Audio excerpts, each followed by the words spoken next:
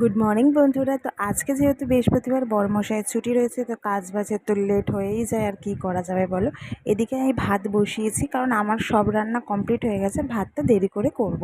তো এদিকে আমি রান্না করেছি আজকে মাছের ঝোল। তো আজকে বেশি কিছু রান্না করিনি, করেছি মাছের ঝোল, শাক ভাজা, শুক্তো, আর এদিকে আটা মেখে রেখে দিয়েছি, মানে ময়দা, লুচি করব। আর লুচির জন্য করেছিলাম কুমড়ো আলুর তরকারি। সবটা দেখাতে পারলাম না, এক হাতে ক্যামেরা মানে ভিডিও করছি, যাই হোক দেখাতে পারেন। আর দেখো আমাদের গাছের আমগুলো সব পড়ে যাচ্ছে, পেকে গেছে একদম।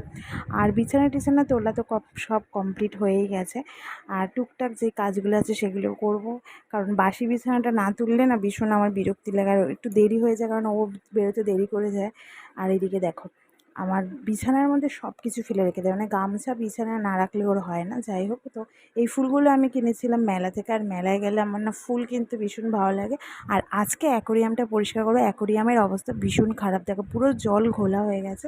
আজকে অ্যাকোরিয়ামটা পরিষ্কার করবো ভেবেই নিয়েছি, না পরিষ্কার করলে আর হচ্ছে না। মাছ টাছ একদম কিচ্ছু দেখা যাচ্ছে না, একদম ঘোলা হয়ে গেছে, আর তার জন্য মাছটাও মরে যাচ্ছে।